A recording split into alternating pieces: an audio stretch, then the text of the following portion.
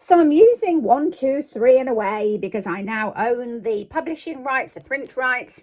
And so I'm using these wonderful books. But what we're doing is we're making sure at the same time as using these wonderful readers that we're actually developing phonemic awareness, orthographic knowledge. So the stuff that you learn in phonics, but in a much more exciting way, because all of the books help the children get to know the characters and become readers who read for pleasure.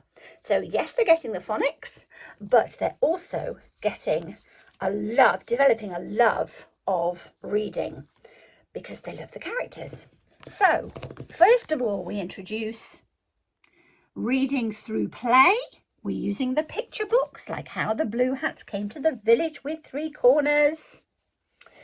We're using the characters, the dolls, playing lots of games.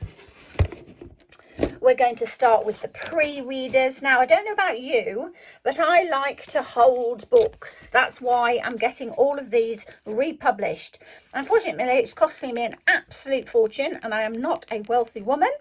If there's anyone out there who does have lots of spare cash and would like to help me eradicate illiteracy in the UK, that'd be fantastic. But what I'm doing is making sure that there are some hard copy books so that you can contact your local library. I love libraries. So contact your local library so that and ask them for the hard copy books. So far we've got all of these intro books up to P. So we've got A to P, so Roger Red Hat all the way through. You can get them at your local library. So ask your library and then you can use them, borrow them for free. Because as you will know, if you've been following 1, 2, 3 and Away for a while. So here's Roger Red Hat. You can see there, I've printed them, got them done properly, same size. Touched up the colours, touched the colours up so that they're a little bit brighter and what have you. But if you buy these originals, that's going to set you back probably 50 quid or something, because they are over 50 years old. So if you do happen to get these, I would suggest that you don't actually let your children play around with them. But what I want is for children to be able to actually use the books. So you can order, well, you can order the whole set, but they are not cheap because it has not cost me. I mean, I'm not actually trying to make money out of this. I just want to get children reading. So we've got them. You can buy them, but please, I'd prefer you to ask your local library. Please get them. They can order them from the distributors. You don't pay anything. And yes, a lot easier. So pre-readers. So we've got all the pre-readers, which are just beautiful. So we go through red, blue, and I say these are all so old. So that's why they're in these. But all the pre-readers, everything will be, you can read all of these as a club member. So go to icanreadwithoutyou.com or childrenwhocan'tread.com. So all of these you can read online, which is brilliant, but not hard copy yet. I'm just getting all those sorted so that I say you can go into the library. So introductory book, then we've got the blue platform readers. So Roger and the Ball, and they're lovely because they get to know the characters. They see words over and over again, but we are also mapping them so that they do know Roger, so they know the phoneme to grapheme mapping. Look, that ER, that's the schwa. So I'm teaching them actually more phonics than most phonics programs to actually teach them. They will see words as pictures of sounds, but what we're doing is making sure that they actually are getting to read books, and they're predictable. You know, they go chasing after the little white dog. Oh my goodness me, ran into Mr. Red Hat and they all fell down. And so what happened next? Oh, the little white dog ran away with the ball, of course. So they're all proper little stories that build. So it's a whole series. They haven't got just a story and then it, you know, got to start another book. And children who struggle need that repetitive, predictable. They need that as well as the orthographic knowledge, obviously. Reading games. We go on to the main readers. So we've got the main readers. 1, 2, 3 and Away, where Again, we've got the same words that we've looked at, but the children can map them all. At one corner, there's a white house with a red roof and a red door. Remember, we looked at that when we looked at Roger Red Hat on the introductory books.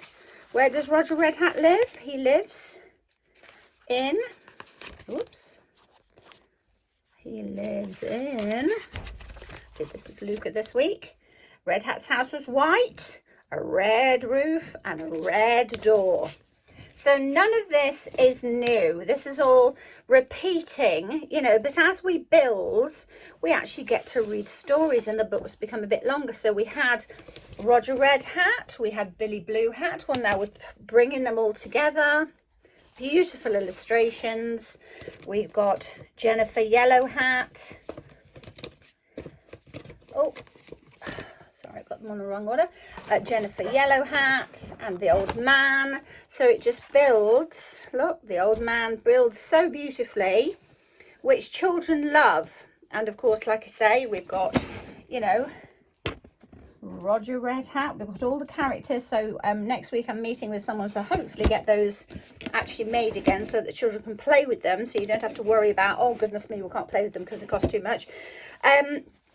So we start really getting into reading proper books. So we've got the main readers, 1A, 1A, 1B. So we go through, and at the same time we've got the green level platform readers. So Roger and the School Bus. So again, the same words, but we're building it all up in these stories. Somebody asked me this morning about the, you know, and as we go through the main readers, we've got the red ones. A parent who read them at school, she remembers Jennifer and the Little Black Horse and all the stories about the horses and what have you. Mr. Brown, look, there's Mr. Brown. Where's Mr. Brown? Where's Mr. Brown? There's the, oh, there we go. So the children can get out Mr. Brown and Roger Red Hat, you know, and they can play with them. And that's what we used to do. Everything was through play. Okay, so we have the red books. Carry on with the main readers. And then we have the, of course, the yellow books. So I've got all of these. And I'm going to bring them all back to libraries. Please, if you've got any wealthy friends, please help me, because I just cannot afford to do all of this totally on my own. I'm not trying to make any money. I don't want to make any money out of this. I just want to get these books in libraries so children can read them and so we can eradicate illiteracy. So here are all the books. Fire! Good way to introduce a sandpig sandwich, a split bar digraph. Fire, the R is the schwa. So at the same time, as I say, we're still exploring all of that, you know, morphology, etymology. We're thinking about the linguistic comprehension, so the language comprehension as well as the reading comprehension, and it just brings it all together. Now, by the time the children get to here, they are in the self-teaching phase. So by the time you get there, the children will all be able to read. So we'll get up to that 95% of children at least who are able to read before they leave Key Stage 2. In fact, if you do this with me, ask about training Key Stage 1. I know we can't really at the moment because the government's pushing synthetic phonics, but if I could support you in Key Stage 1, let's say you're a private school, we can actually get at least 95% of children to here actually reading independently and avid readers before the end of Key Stage 1, so before the end of Year 1. So if you're a private school and you're not constrained by the government, then why don't we get at least 95% of your children actually reading by the time to get to there, because they're in the self-teaching phase. So by the time they leave Key Stage 1, they are reading for pleasure, and there's no more explicit phonics instruction or any of that stuff, because the children are just reading. So it all becomes about implicit learning, and we can just really have so much fun if you can do this and actually play, you know, all the games and everything else. But I'll show you how we also make sure the children can map. But of course, if you've got children still who need more, we've still got that scaffolded, you know, hummingbirds that we do. My partner, business partner, Dr. Grace, with Village in the Cloud. We are both neurodivergent women with, you know, postgraduate qualifications and whatever in special educational needs.